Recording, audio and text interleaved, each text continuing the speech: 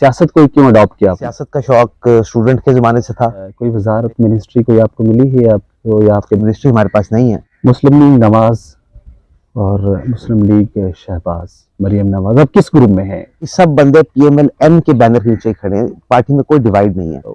सियासी सूरत हाल बारे क्या कहेंगे? मुल्क की जो सियासी सूरत हाल है, करंट सिचुएशन है, उसके बारे में आपकी क्या व्यूज़? अचानक उसका जलसा हुआ, लाखों लोग उस जलसे में आ गए, वहां से उसकी पार्टी को तश्कील देना शुरू किया गया। बाद में अमेरिका में अपने सफीर भेज भेज के अपनी पार्टी के उनसे माफिया मांगते रहे हैं। जो पब्लिक है हाउसफुल होता है उनका मामला, और जैसे भी टिकट दे देंगे उस दिन आप देखेंगे कि उनकी ताकत आधी भी नहीं रहेगी। PMLN अब हुकूमत में आई है, हुक्मरान जमात बनी है, तो अब भी आटे की लाइनों में बहुत सारे लोग खड़े हैं। ये जो आटा बांटा जा रहा है, इस आटे को मार्केट में सब्सिडाइज करके, जिस तरह पहले हुकूमतें देती हैं, दुकानों तक पहुंचाया जाता है। आटा जो है बड़ा सब स्टैंडर्ड है। बिल्कुल कहीं ना कहीं ऐसा मामला जरूर हुआ होगा, मैं आपकी बात को डिनाई बिल्कुल नहीं करता। अब इलेक्शन देख रहे हैं, हमारी तो ख्वाहिश है कि जब भी हो इलेक्शन, क्योंकि हम तो समझते हैं कि इलेक्शन होगा तो हम फायदे में रहेंगे। PMLN के वज़रा ने ये बातें कही थी कि आप कल असेंबली तोड़े हैं, परसों इलेक्शन अनाउंस कर देंगे। बिल्कुल यही कहा था, कुछ गुफ्तगू सियासी भी होती है। PMLN की जो क़यादत है वो ये कहती है कि यार ये इसको तो लाडले के लिए तो जो है ना वो दर्जनों और थोक के हिसाब से जो है ना वो जमानतें दी जा रही है। 200 पेशियां नवाज शरीफ साहब ने भुगती हैं, 100 से ऊपर मरियम नवाज साहब ने भुगती। आपने सिक्योरिटी भी ले ली थी ना उनसे, जो उनकी एक्स प्राइम मिनिस्टर की सिक्योरिटी इमरान थी, खान तो साहब को अगर सिक्योरिटी वापस ली गई तो वाकई मिलनी चाहिए थी। कल की अपोजिशन में होंगे तो हो सकता है कि फिर ना तो वो जाती उमरा के गेट सलामत रहेंगे, ना बिलावल हाउस का रहेगा। पर नहीं, 2 साल पहले इन्होंने जाती उमरा को की दीवारें गिराने की कोशिश कर वो डालते हैं जो 12 बजे मुस्लिम लीग नून के लिए भी खुल जाती थी मामला।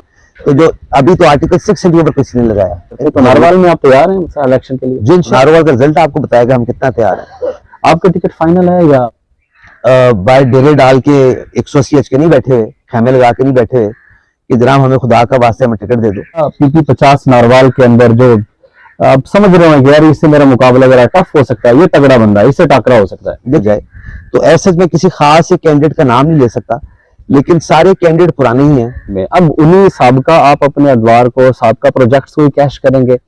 ऐसे कोई हमारा मंसूबा नहीं है इस टाइम पे जो कि यहाँ पर चल रहा हो। तो अब तो खैर से माशाल्लाह आप वफाकी हुकूमत में हैं, तो ऐसा कोई सीन है कि ये निज़ाम चल जाएगा इंशाल्लाह? ईद के फौरन बाद आप देखेंगे कि एक इफ्तिताह होगा और साथ ही काम शुरू होगा। बिस्मिल्लाहिर्रहमानिर्रहीम, अस्सलाम वालेकुम नाज़रीन, आप देख रहे हैं 20 न्यूज़ और मैं हूं आपके मेज़बान डॉक्टर सईद अहमद। उम्मीद है आप खैरियत से होंगे, हमारी दुआ है 20 न्यूज़ की जानिब से अल्लाह रब्बुल इज़्ज़त आपको खैर खैरियत के मामला फरमाए आपके साथ, और आने वाला हर पल आपके लिए खुशियों भरा हो, आमीन।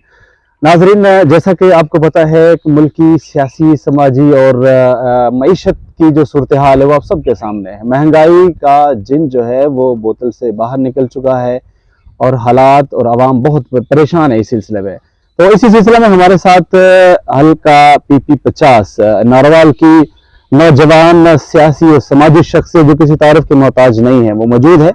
उनकी मोहब्बत का शुक्रिया जो उन्होंने हमें टाइम दिया। मेरी मुराद मेंबर सूबाई असेंबली बिलाल अकबर खान साहब मेरे साथ मौजूद है। आइए हम उनसे उनकी ज़ाती सियासत, मुल्की सियासत, उसके हल और नारवाल की बिलखुसूस सियासत के बारे में उनसे बात करेंगे। तो कहीं नहीं जाइएगा, कीप वाचिंग 20 न्यूज़। अस्सलाम वालेकुम। कैसे हैं सर? अल्हम्दुलिल्लाह, आप सुनाएं, आप खैरियत? बहुत शुक्रिया सर, आपने टाइम दिया हमें। कोई मसला नहीं जी, बहुत खुशी है मुझे कि आप आए यहाँ पर, नारवाल आए आप। बहुत ओके। बिलाल साहब ये बताइएगा ज़रा कि सियासत में आप किस तरह एंटर हुए? आप नौजवान शख्सियत है माशाल्लाह, ख़ानदानी सियासत है या अब वैसी शौक है, कोई और शोबा था? सियासत को क्यों अडॉप्ट किया आपने?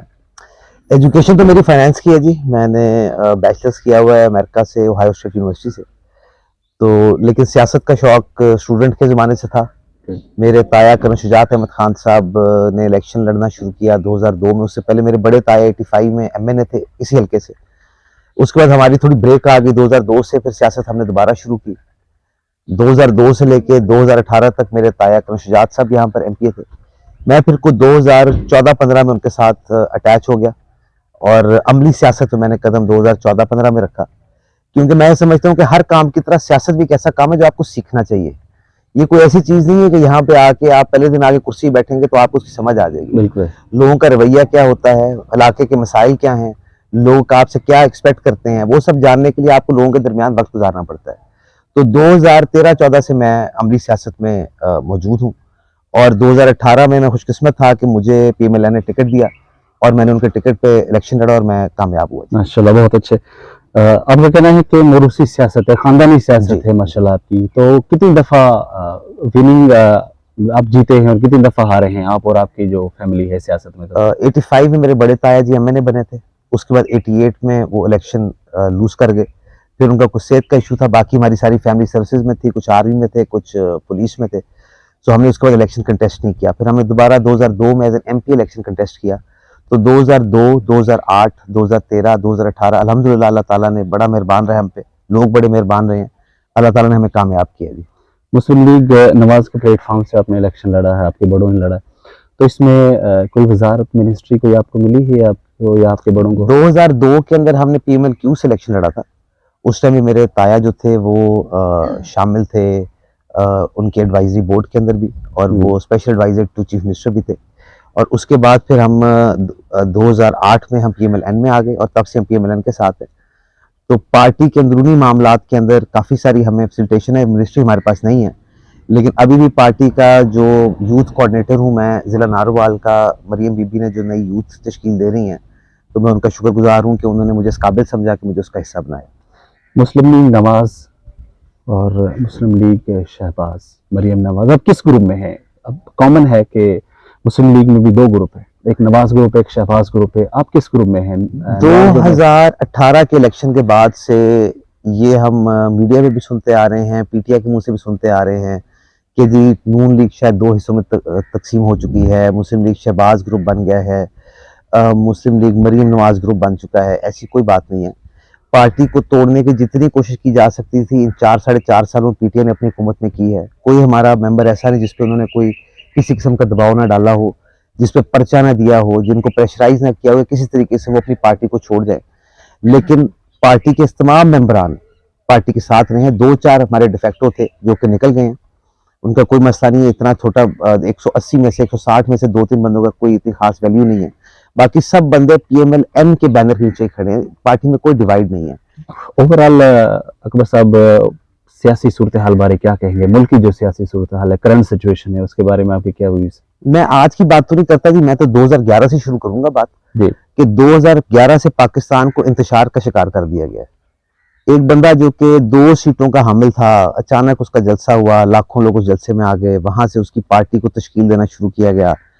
वो 13 का इलेक्शन हारा तो उसने कहा जी 35 पंक्चर लगे हैं, बाद में अपने अल्फाज वापस ले लिए कि ये तो सियासी बयान था, तब इंतशार फैलाया। फिर एक ऐसी बात समझ आई कि सारी पार्टियां इकट्ठी हो गई, जिसमें काफ लीग भी शामिल थी, लंदन में इकट्ठे एक लंदन प्लान बनाया गया जिसके तहत नवाज शरीफ साहब को डिस्क्वालीफाई करना था, नून लीग को जोड़ तोड़ करनी थी ताकि दोबारा हम 18 में हुकूमत ना बना सकें। चलो अल्लाह ताला ने मेहरबानी की कि सारे दबाव के बावजूद 2018 के अंदर भी Pakistan Muslim League single handedly largest party बन के पंजाब में आई। फिर पीटीआई ने बड़े सारे आजाद मेंबरान को शामिल किया और जमातों को शामिल कर अपनी हुकूमत बनाई। आज जिस टाइम इमरान खान साहब को उनकी हुकूमत से निकाला गया तो उन्होंने एक नया बयानिया दे दिया कि जी हम अमेरिका को नहीं मानते, हम जी इम्पोर्टेड हुकूमत को नहीं मानते। बाद में अमेरिका में अपने सफीर भेज भेज के अपनी पार्टी के उनसे माफिया मांगते रहे हैं। लेकिन उनका जो एक सियासत का तर्ज है वो सिर्फ इंतशार के ऊपर है, झूठ के ऊपर है।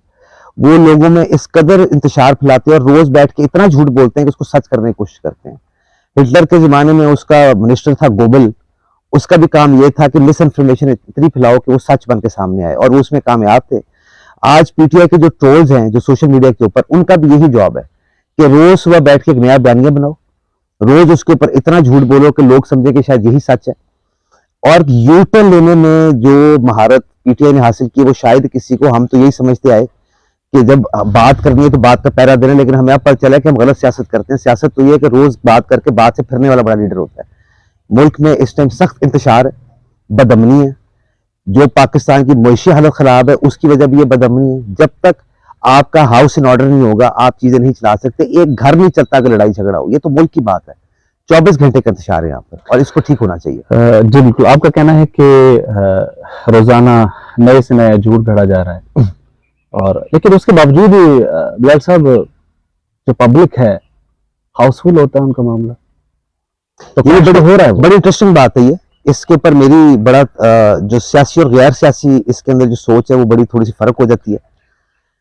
जिला नारोवाल के अंदर 8 कैंडिडेट हैं जो कि मेरे खिलाफ इलेक्शन लड़ना चाहते हैं, पीएमएल के खिलाफ इलेक्शन लड़ना चाहते हैं, वो 8 के 8 कैंडिडेट इस टाइम पे पीटीआई के टिकट चाहते हैं, क्योंकि पीएमएलएन का टिकट तो उनको मिल नहीं सकता, वो तो मेरे पास वो इंटरव्यू के लाइन में है। इंटरव्यू की लाइन में। हम्म, जब इमरान खान साहब कॉल कर रहे हैं, हमारी कॉल आती है जज से कि जब हमने यहाँ से निकलना होता है तो हम भी सैकड़ों गाड़ियों का काफिला लेकर निकलते हैं, लेकिन वो वन मैन शो होता है। जब पीटीआई कॉल देती है तो उन्होंने ड्यूटियां लगाई हुई हैं। कभी आप यहाँ पे नारोल आकर नोटिस कीजिएगा, हम तो मेन रोड के ऊपर बैठे हुए हैं, तो इनकी ड्यूटीज लगी हुई हैं। हर रोज को 2 को बंदे पीपी 50 से, एक आधा बंदा पीपी 49 से, फिर 48 से, 47 से, 46 से, को 7-8 बंदे जो टिकट होल्डर हैं, उनकी ड्यूटी लगती है कि 10-10, 20 पे गाड़ियां लेके निकलो। वो यहाँ से बंदे लेकर जाते हैं, टिकट की तलाश में जमान पार्क के बाहर जाकर पहरा देना शुरू कर देते हैं। जब उनका शो होता है, जब उनका कोई कॉल आती है, तब भी यही मामला है कि उनके अभी तक किसी, उनका इवन जो विनिंग कैंडिडेट है उसको नहीं पता कि उसका टिकट फाइनल है कि नहीं है। उन्होंने इतने सारे टिकट होल्डर खड़े कर दिए हुए हैं कि हर जलसे में उनको वो टिकट होल्डर की बेताशा आती है। ये कहना कि जी अवाम अपने आप आती है, खुद भी आते हैं, इसमें कोई शक वाली बात नहीं, लेकिन जब भी जलसा होता है तो जो सियासी लोगों ने जिम्मेदारी उठाई होती है, उनकी कोशिश होती है कि ज्यादा से ज्यादा बंदों को वो इकट्ठा करें। तो इसमें एक बहुत मेजर फैक्टर ये है कि अगर हमारे पंजाब में 295 कैंडिडेट हैं, तो उनके पंजाब में इस टाइम 1200-1400 कैंडिडेट हैं। तो वो उनके सर के ऊपर इस टाइम जलसों में अपने बंदे दिखा के ज्यादा अपनी ताकत शो करने की कोशिश करते हैं, और जिस दिन ये टिकट दे देंगे उस दिन आप देखेंगे कि इनकी ताकत आधी भी नहीं रहेगी। डॉक्टर साहब, ये अगला क्वेश्चन मेरा आपसे ये है कि महंगाई तो, इन्फ्लेशन रेट तो बढ़ गया है, इसकी वजह कोई भी हो। सवाल ये था कि साबिक गवर्नमेंट आई पीटीआई की, उनके दौर में भी पब्लिक जो है ना वो आईडी कार्ड के लिए राशन की लाइनों में खड़ी होती थी, इवन के चीनी के लिए भी जो है ना वो होती थी। तो पीएमएलएन जो उस वक्त अपोजिशन में थी, वो ये कहा करते थे कि देखिए जी एक कार्ड पे 1-1 किलो 2-2 किलो चीनी लेके दे रहे हैं, और उसके अलावा राशन कार्ड, ये वो सारा सब ड्रामा है। लेकिन अब हम देख रहे हैं जब पीएमएलएन अब हुकूमत में आई है, हुक्मरान जमात बनी है, तो अब भी आटे की लाइनों में बहुत सारे लोग खड़े हैं और इवन के मर भी रहे हैं। उस बारे में तो रविश तो वही रही ना, पीटीआई की जो थी वही पीएमएलएन की है, तो चेंज तो नहीं हुआ। वो तो चलो नाहल भी थे, सिलेक्टेड भी थे, सो एंड सो जो भी था, लेकिन उसमें तो ये तो माशाल्लाह बड़ी एक जबरदस्त सियासत इनकी, अहल भी थे, सारे मामला थे, लेकिन फिर भी आप देख ही रहे हैं क्या हो रहा है, आटे की लाइनों में लोग खड़े। देखिए जी, जिस टाइम पे हर चीज की एक तारीख होती है, जिस टाइम पे हमने मुल्क इमरान खान साहब को हैंड ओवर किया, ग्रोथ रेट भी 5.9% का था। उस टाइम के ऊपर आपके बिजली का बहरान भी नहीं था जो हमने 13 से 18 में दूर किया, दहशतगर्दी भी नहीं थी 13 से 18, जिसके लिए कई हजार अरब लग गए उसको दहशतगर्दों के खिलाफ ऑपरेशन करते हुए। जब हुकूमत इनको मिली तो इन्होंने आके पॉलिसीज जितनी पुरानी थी पॉलिसीज चेंज करने की कोशिश की, सीपैक को सैबोटाज करने की कोशिश की, नई अलायंसेस बनाने की कोशिश की, लोगों को ऐसे वादे किए जो पूरे नहीं कर सकते थे, जिसकी वजह से जो 2 ममालिक भी हैं उनका भी एतमाद हमारे से थोड़ा खत्म हुआ। उसकी वजह से महंगाई का एक ऐसा तूफान शुरू हुआ, फिर कोरोना आ गया। कोरोना के अंदर हमें काफी हेल्प मिली बाहर के ममालिक से भी, जिसके अंदर काफी लोगों को इन्होंने काफी सारी रकम लोगों को तक पहुंचाई की, जो कि बड़ा अच्छा एक स्टेप था, जो अच्छी बात है, माननी चाहिए, क्योंकि उस टाइम पे लोग बहुत मुश्किलात का शिकार थे। अच्छा, जो आटे की लाइनें हैं और जो चीनी की लाइनें हैं, उसमें फर्क ये है कि जिस टाइम पे चीनी की लाइनें लग रही थी, अगर आप उस टाइम का डाटा उठा के देखेंगे तो मुल्क में चीनी वाफर थी।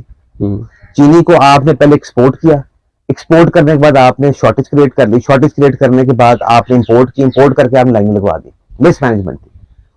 आज हकीकत ये है कि पाकिस्तान के अंदर पिछले साल 2 मिलियन टन गंदम जो थी वो कम पैदा हुई थी, इस साल 6-7 मिलियन टन गंदम कम पैदा होनी सैलाबों की वजह से।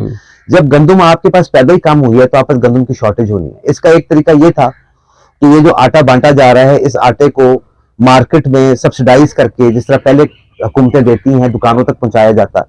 लेकिन चूंकि रमजान शरीफ का महीना है तो कोशिश ये की गई कि आटा फौरी तौर पे टाइमली इंपोर्ट करके, ये ना हो कि रमजान के महीने में कोई शख्स भूखा रह जाए। बिल्कुल बदनज़मी हुई है, लेकिन मैं आपको इस बात की गारंटी करता हूं कि ये मिसमैनेजमेंट जो है ये जिला इंतजामिया की तरफ से हुई है, जहां पे भी हुई है। नारोवाल के अंदर अल्हम्दुलिल्लाह हमारा कोई ऐसा इंसिडेंट नहीं है। हमारे डीसी साहब ने, बाकी टीम रिसेंटली 2-3 दिन पहले बात चल रही थी कि एक बंदे की डेथ बिल्कुल हुई है, but it was a heart issue. और अगर आप उस टाइम की वहां वीडियो देखेंगे तो हार्डली 30 से 40 बंदे वहां पर मौजूद थे और 2 आटे के ट्रक खड़े हुए थे। कोई नेचुरल मामले भी होते हैं।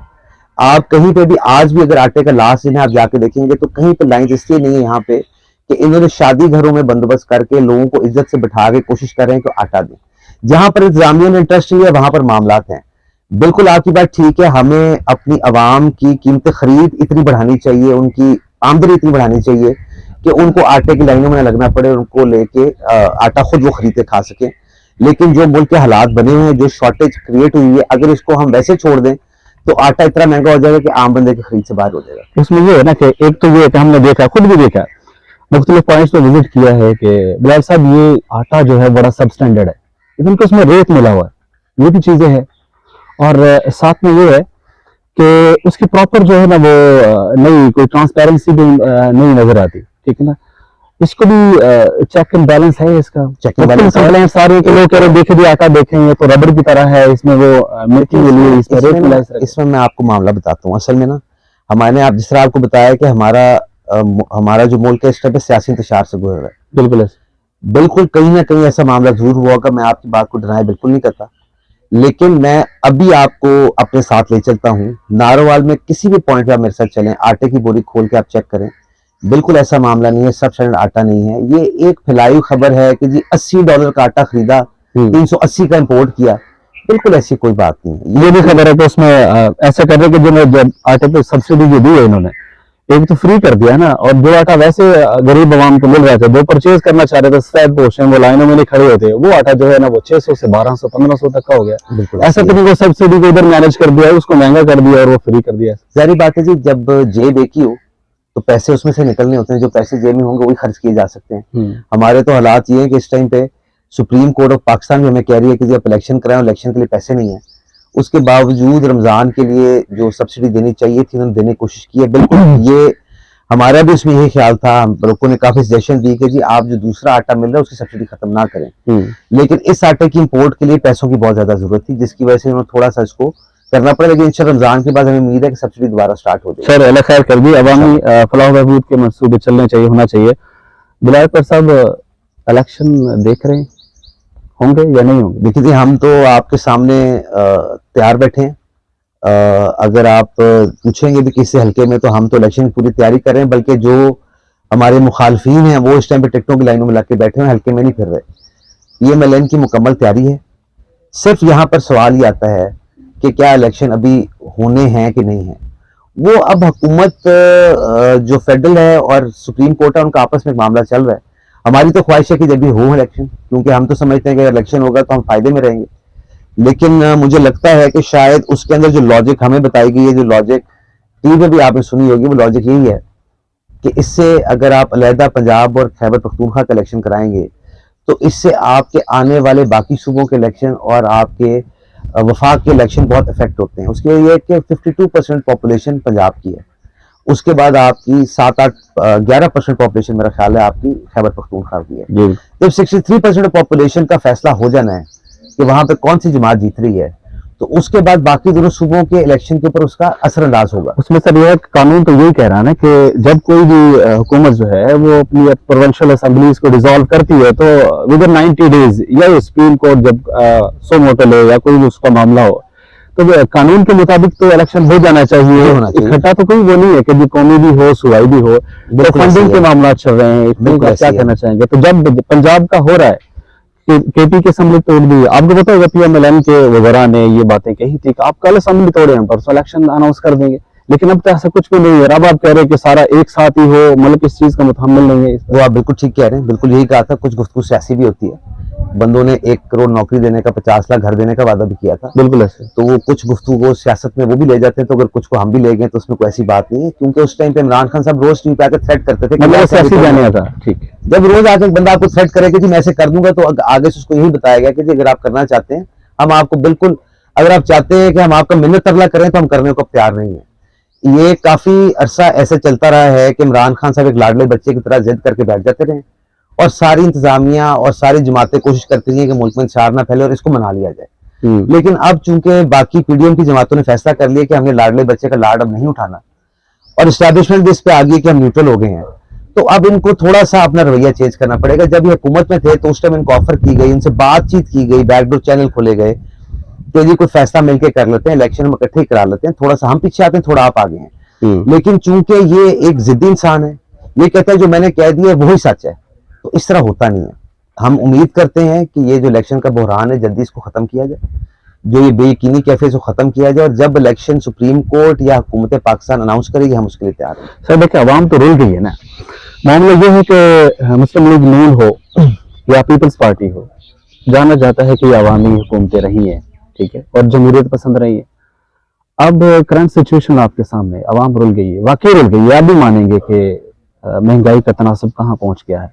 और इस सब का हल जो है वो तज्जिया निगार भी और जो फाइनेंस है, सारे मामला वो सब यही देखते हैं कि यार इलेक्शन के अलावा इस चीज़ का हल नहीं होता। लेकिन होता क्या है, मुल्क में एक अजीब सा अदम इस्तेहकाम है, अदलिया से टकराव है। अदलिया फैसला अगर मुस्लिम लीग नून की हिमायत में दे दे तो वो कबूल है, अगर पीटीआई की हिमायत में दे दे, हिमायत में तो वो किसी के भी नहीं दे, यकीनन ऐसा नहीं होता। उन्होंने लॉ एंड ऑर्डर को मेंटेन करना होता है, कानून के हवाले से उन्होंने बात करनी होती। लेकिन अगर पीएमएलएन की फेवर में आ रहा है फैसला, तो पीएमएलएन के लिए जो है ना ठीक है, अगर पीटीआई की फेवर में आ रहा है तो वो ठीक है। लेकिन क्यों नहीं एक्सेप्ट किया जा रहा कि इलेक्शन कमीशन को भी ऑर्डर दे दिया गया, उसके बाद जी फिर भी फॉलो नहीं किया गया। लेकिन पार्लियामेंट में भी जो है ना करारदाद मंजूर हुई है कि जिनेजी हो ही नहीं सकता, पॉसिबल ही नहीं है। लेकिन उसके बावजूद जजेस जो है ना वो टेस्ट शॉट्स खेलते जा रहे हैं, वो आहिस्ता आहिस्ता उसी तरीके से। अब उन्होंने गवर्नर साहब को बुलाया है कि आप डायरेक्ट जो है ना फंड जो है ना इलेक्शन के लिए रिलीज करें। तो ऐसा नहीं हो रहा कि ये जो आप कोर्ट ऑफ कंडक्ट की वो कर रहे हैं। अच्छा, थोड़ी सी मुझे ये बात समझ नहीं आती कि जब सुप्रीम कोर्ट ऑफ पाकिस्तान में एक केस चल रहा है, उन्होंने सू मोटो लेके किया है। पहली बात तो सू मोटो जो है वो कंट्रोवर्शियल हो चुका हुआ है। वो कहते हैं हम 2-3 से जीते हुए हैं वो फैसला, हम कहते हैं कि 4-3 से आपका फैसला रिजेक्ट हुआ है। बिल्कुल ऐसे। अच्छा, एक तो वो कंट्रोवर्सी दूर करने की कोशिश नहीं कर रहे, जो उनके ऊपर सवाल उठता है वो सवाल करने की किसी को इजाजत नहीं है। जो कोई सियासी बंदा बात कर ले तो उसको फौरी तौर पर कंटेम्प्ट में भी ले जाते हैं, उनको नाहल भी किया जा चुका है, लोगों को पाबंदियां भी लगाई जा चुकी हैं। कानून जो है वो सबके लिए बराबर है। आपकी बात बिल्कुल दुरुस्त है कि अगर पीएमएलएन के हक में फैसला आ जाए तो पीटीआई उसको रिजेक्ट करती है, अगर पीटीआई के हक में फैसला आ जाए तो पीएमएलएन उसको रिजेक्ट करती है। उसकी वजह क्या है? ये पहले तो इस तरह नहीं हो रहा था। ये होना इसलिए शुरू हुआ है कि फैसले इस तरह के नजर आते हैं कि पार्टियों को लगता है कि शायद हमारे साथ धक्का किया जा रहा है। सियासी पार्टियों का अपना एक वजूद है, पार्लियामेंट सुप्रीम है। ये तो हमारे आइन में लिखा है, आइन आधा नहीं पढ़ा जा सकता, आइन तो पढ़ना है तो पूरा पढ़ना है। बिल्कुल ऐसे। पार्लियामेंट ने अभी एक बिल पास किया, अभी उस बिल की अप्रूवल के लिए सेनेट में गया, सुप्रीम कोर्ट ने अदालत लगाई, रिजेक्ट कर दिया। अभी वो पास होकर कानून का हिस्सा नहीं बना तो अदालत लग के उसको रिजेक्ट करती है, जो कि कानून इजाजत नहीं देता।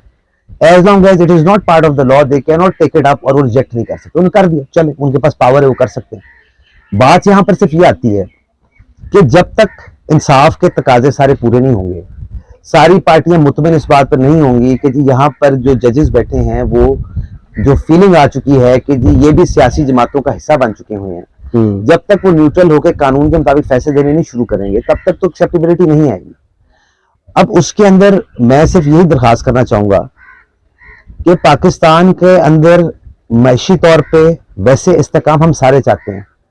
सियासी पार्टियां जो हैं उनकी तो ख्वाहिश होती है कि हमने अवाम के बाद हर 3-4 साल के बाद इलेक्शन में जाना है, तो हमारा तो एहतसाब होता रहता है। लेकिन उसके अंदर जो बैरूनी फैक्टर्स इन्वॉल्व हो जाते हैं, 2017 के अंदर नवाज शरीफ साहब को नाहल कर दिया गया। उस टाइम पे कितनी इन्फ्लेशन थी, उस टाइम पे क्या बयानात चलते रहे टीवी के ऊपर, मुल्क की मैशियत को लेकर मैं बहुत फिक्रमंद हूँ, मुल्क की मैशियत बड़े खतरे में है। 5.6% ग्रोथ चल रही थी, सी पैक फुल स्पीड पर दौड़ रहा था, यहाँ पर नौकरियां क्रिएट हो रही थी, 12,000 मेगावाट हमने बिजली लगाई हुई थी, 2200 किलोमीटर की हमने मोटरवेज बनाई हुई थी, जॉब क्रिएशन हुई थी, लेकिन मुल्क की मैशियत को बहुत खतरा था। इन चीजों को जब जजेस ने इन्वॉल्व होकर अपने आप को साबित किया कि हम इनको सियासी पार्टियों का या हम एस्टैब्लिशमेंट का साथ देके डिस्टेबलाइज करेंगे, तो अदम इस्तेकाम और जो इस मुल्क के अंदर जो मामला खराब चल रहे हैं ये तो आएंगे।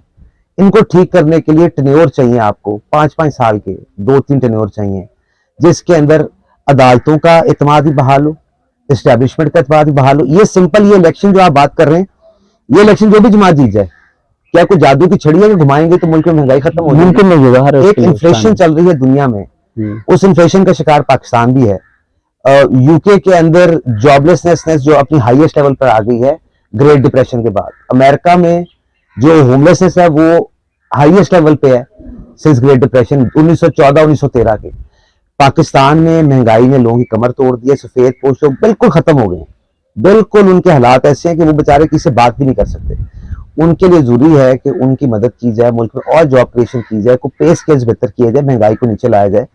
लेकिन जब तक ये सियासी जमातें बाकी चीजों पर तो इकट्ठे होकर बैठ जाते हैं, तो जब ये बात कर शहबाज शरीफ साहब ने की थी कि जी हम वफाके मईशत कर लेते हैं, तब इमरान साहब कहते थे मैं तो किसी बात करने को, मैं चोरों से बात करूंगा, चोरों डाकुओं से बात करूंगा। जब तक सारी पार्टियां मिलकर एक जगह पर नहीं बैठेंगी, मुल्क से ये बदअमनी खत्म हो। जमात इस्लामी ने ऑफर करवाई है, तो है कोई इरादा मिलकर बैठने का?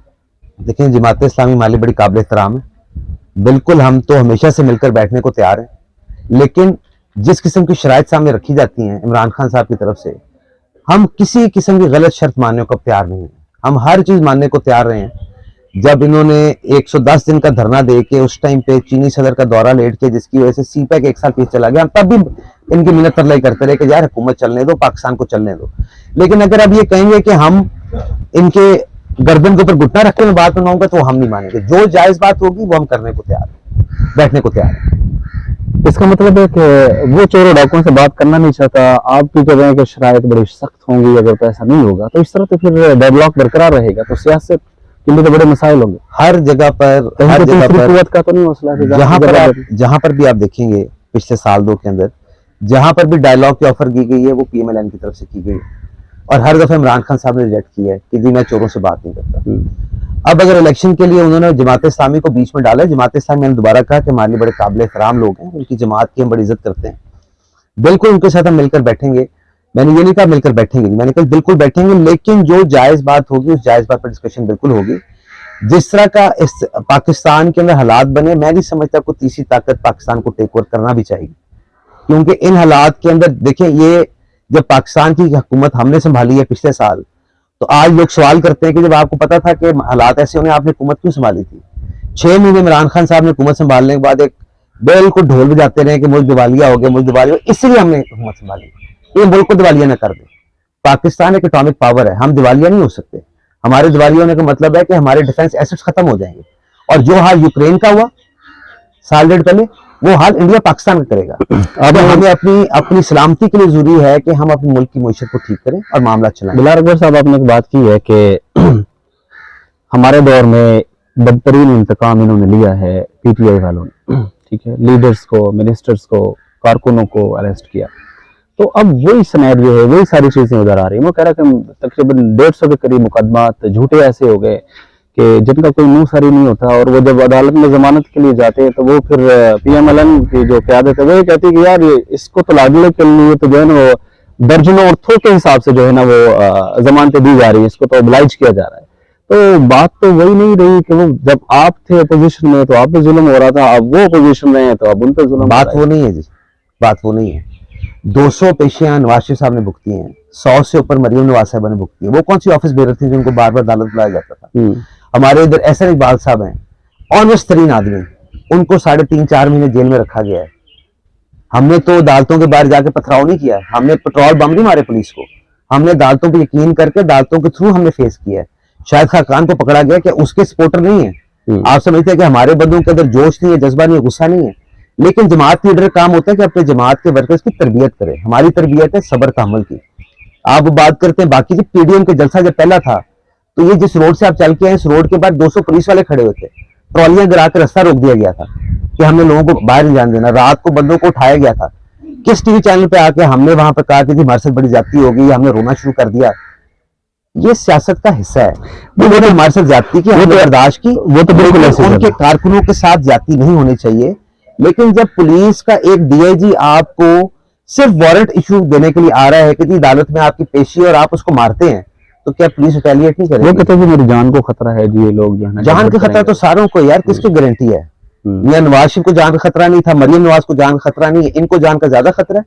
आपने सिक्योरिटी भी ले ली थी ना उनसे, जो उनकी एक्स प्राइम मिनिस्टर की सिक्योरिटी थी, तो वो अब अदालत में जो है इन्वॉल्व होकर फिर उसको कहा कि सिक्योरिटी दी जाए। अब वही जाहिर है कि अगर इस बात में वजन ना होता तो आज उन्हें बुलेट प्रूफ सिक्योरिटी दी जा रही है, सारे मामला है, सारे मसला तो है। इमरान खान साहब को अगर सिक्योरिटी वापस ली गई तो वाकई मिलनी चाहिए थी, लेकिन उसमें भी आप देखें कि इन्होंने अपने जो गुंडों की फौज एक बार खड़ी की हुई है, उनके होते इनको किस चीज का खतरा है? जो कि पुलिस से नहीं डरते, जो किसी कानून को नहीं मानते, जो कि पेट्रोल बमों से हमला कर देते हैं, इनको किसने आके कुछ कहना है? बिल्कुल उनका एक बड़ा अनफॉर्चुनेट इंसिडेंट हुआ, हम उसकी मजम्मत करते हैं जो वजीराबाद में हुआ। अल्लाह ने उनको दूसरी जिंदगी दी, अल्लाह उनको लंबी जिंदगी दे। हम नहीं कभी भी चाहेंगे कि कुछ उनको ऐसे उनके साथ ऐसा हो, लेकिन बात ये, जब आप सियासत का हिस्सा बनते हैं ना, तो आपको ये बात पता होता है कि आप एक पब्लिक फिगर हैं और आपने अवाम के अंदर ही रहना है, और जान को खतरा अगर उनकी, तो जान को खतरा जिधर आप बैठे उधर हमें भी है। लेकिन यहाँ पर आपको बुलेट प्रूफ शील्डें और यहाँ पर आप बंदूक बरदार लोग नहीं देखेंगे। उसकी वजह है कि अवाम की ताकत भी कुछ चीज होती है। लेकिन इसमें ये है ना बिलाल अकबर साहब, आप दुरुस्त फरमा रहे, मेरे ख्याल से ऐसा भी नहीं हुआ कि आपको पता होगा कि जब पुलिस फोर्स ने जब वो इस्लामाबाद गए हुए थे, उनका ये भी एक बयानिया है कि देखो जी पहली दफा ऐसा हुआ है पाकिस्तान की हिस्ट्री में कि इन्होंने चादर चार दीवारी का तक दोस्तों यूजुअली पामाल होता है जी पुलिस पे ये मामला होते हैं, लेकिन वो क्रेने लगा के सब तोड़ फोड़ दरवाजे गेट शेट ये सब चीजें वो की है। वो कह रहे हैं कि अगर आज उन्होंने हमारे साथ किया है, कल की पोजीशन में होंगे तो हो सकता है कि फिर ना तो वो जाती उमरा के गेट सलामत रहेंगे ना बिलावल हाउस का रहेगा, तो ये तो मामला फिर चल पड़ेगा ना जी। ये तो होना ही होना है, ये तो होना ही होना है। ये पहले भी कोशिश कर बैठे हुए हैं। ये मैं इसलिए कहता हूँ कि तारीख बड़ी जरूरी है पढ़नी। 2 साल पहले इन्होंने जाती उमरा को की दीवारें गिराने की कोशिश कर चुके हैं, मशीनरी भी आ गई थी, अदालत के स्टे से वो रुके थे। तो ये ऐसा नहीं है कि इतने मासूम हैं कि किसी बारे में गलत नहीं सोचते। उनके साथ जो गलत हुआ वो बहुत गलत है, लेकिन उनका जो अंदाज धमकाने वाला है, उनकी धमकियों से हम डरते, हम उनको इजाजत देते हैं कि वो आके जो करना चाहते हैं करें। हम इंतशार नहीं चाहते, लड़ाई नहीं चाहते, लेकिन बात सिर्फ इतनी है कि हमने अब डरना छोड़ दिया है। अब हम उनके खौफ में और उनके डर के और उनके ट्रोल्स के आगे झुकेंगे नहीं। हमने फैसला किया है कि हमने अब पाकिस्तान को ठीक करना है, और ये जो मुल्क के अंदर एक इंतशार का बीज उन्होंने बोया, हमने इसको खत्म करना है। अदालतों का फैसला है, अदालतें उनको बुलाती हैं, पेशी पे बुलाती हैं, नहीं बुलाती हैं, इसके अंदर हुकूमत का कोई मामला ऐसा सच नहीं है। अगर उनके कोई FIR उनके ऊपर दी गई है, अदालत उनको घर बैठे बैठे तो उनको देती है बेल, तो अदालत में जाके केस अपना कंटेस्ट करेंगे। मेरे से ज्यादती हो रही है, अदालतें तो वही अदालतें जो 12 बजे मुस्लिम लीग के लिए भी खुल जाती थी, मामला हो जाते थे। ये तो सिस्टम चल रहा है ना। मैं बिल्कुल वही ये क्लेम कर रहे हैं, देखो जी 12:30 बजे अदालतें इनके लिए खुली है। आज अगर हमें अदालत जो है ना, आज तो इमरान खान साहब हमें आइन चिकन बनाने पर तुले हुए हैं कि हम 90 दिन में इलेक्शन ही नहीं करारी, तो आइन चिकन बन गई है। तो जिस दिन इन्होंने वो आइन को पामाल किया था और असेंबली तोड़ी थी, यदि हम अदम एतमाद ही खत्म करते हैं और ये हो गया, साजिश हो गई, तो उसके बाद हम असेंबली तोड़ते हैं। तो जो अभी तो आर्टिकल 6 इनके ऊपर किसी ने लगाया, इनके ऊपर तो आर्टिकल 6 लगता था, तो उसके बावजूद ही बाकियों को बताएं कि ये आइन चिकन है और मैं बहुत दूध का धुना, तो इस तरह नहीं है। ये सारे मामला पाकिस्तान में, ये सियासत लड़ाई थी 90s की, ये पार्टीज आपस में एक दूसरे गिरबान पकड़ती थी। इसको बड़ी मुश्किल से चार्टर डेमोक्रेसी के साथ बैठ के खत्म किया गया ताकि मुल्क आगे बढ़े। उसको इन्होंने फ्रेंडली ऑपोजिशन का नाम दे दिया। उसको इन्होंने कहा जी ऑपोजिशन हुकूमत आपस में मिल गई है। मिल कोई नहीं गया, हर बंदे ने अपना वोट लेना है, वोट बैंक बढ़ाना है। जो परफॉर्म करेगा उसको वोट मिलेगा, जो परफॉर्म नहीं करेगा वो फारिग हो जाएगा। इलेक्शन पीरियड मिलकर लड़ रही है, पार्टी का इलेक्शन होगा, पार्टीज का इलेक्शन है।